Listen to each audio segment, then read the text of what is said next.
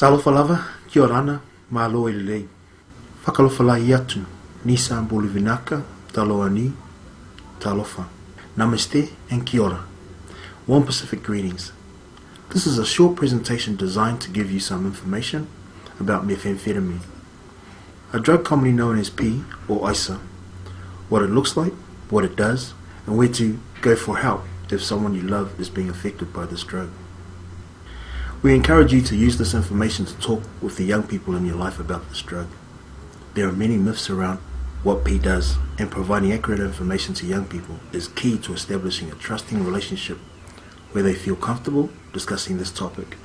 Methamphetamine is what we call a stimulant drug. That is, it makes people feel energetic, hyperactive, lose their appetite, and keeps them awake and alert for long periods of time. It can be highly addictive, which means that people need more and more of the drug to have the same effect and start to want to use it more often. Methamphetamine can be made from pseudoephedrine, which used to be found in cough and cold medicines. Pseudoephedrine is a very effective nasal decongestant. It helps clear up a blocked nose. If you try to buy these medicines now, you'll have to give the chemist your name and address details, which are loaded onto a database. This is to ensure that you cannot buy too much of these drugs to sell them to others, to make meth, or try to make it yourself. Methamphetamine usually looks like small shards of glass, the color white, yellow to pink crystals. It can also be made into a powder for snorting or mixed into a liquid for injecting. Methamphetamine is also called P, ISA, ice, meth, or crystal. It is called P because of its high purity and also because it is found in amounts of 0.1 of a gram in little point bags. Methamphetamine crystals are usually heated in glass tubes called pipes or old light bulbs, and the fumes inhaled. As a powder, it can be snorted or made into a liquid form to be injected. Methamphetamine is a Class A drug, which means that it will be dealt with very seriously by the police and the courts. There are heavy penalties, including being sent to jail for the possession of methamphetamine. A sentence of long-term imprisonment can be imposed for someone convicted of making methamphetamine or supplying it to others. Driving under the influence of any drug is dangerous, and police can now perform roadside drug tests if they suspect you have been using drugs. There are lots of reasons why people use drugs. Most of us use drugs sometimes, such as coffee, tea, kava, alcohol or nicotine, and we'll usually look to use other drugs from the doctor or chemist to help us feel better when we start to feel a cold coming on. People tend to use more of these drugs or other types of drugs to feel different or have new experiences and feelings. Some drugs work to help people feel awake and alert, like methamphetamine, and others, like alcohol, make people feel more relaxed. Yet other drugs change the way you see, hear, and experience the world. People who use methamphetamine regularly like what it does to their brain. It often helps people initially to feel more confident, alert, and ready for action. Using a lot over a long time can cause problems because people don't get enough sleep, and this can lead to feeling very stressed. Immediately after smoking the drug or injecting it intravenously, the user experiences a feeling of intense pleasure or rush, which lasts for up to 30 minutes. Snorting or swallowing the drug produces an euphoric feeling within 15 to 20 minutes, but not a rush. The pleasure rush disappears quickly, but other effects may last between 8 to 24 hours.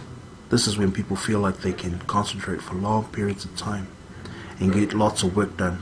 They might feel like they are doing a great job cleaning the house with great gusto, but they really are cleaning the same spot over and over again. Sometimes people can feel 10 foot tall and bulletproof, so will do daring and dangerous things they wouldn't normally try. And others will talk constantly and very fast, and they will talk at you. So don't try and have an argument with someone who is high, as you probably won't win. As steep as the initial rush is, the crash on the other side is steeper. It tends to be very uncomfortable and long lasting, because people do not like this part. They may use more to stop this feeling, but they have to stop sometime. They may take other drugs to help them over the crash. Repeated use of methamphetamine can lead to distressing symptoms like difficulty sleeping, weight loss, being worried about things, scared and confused.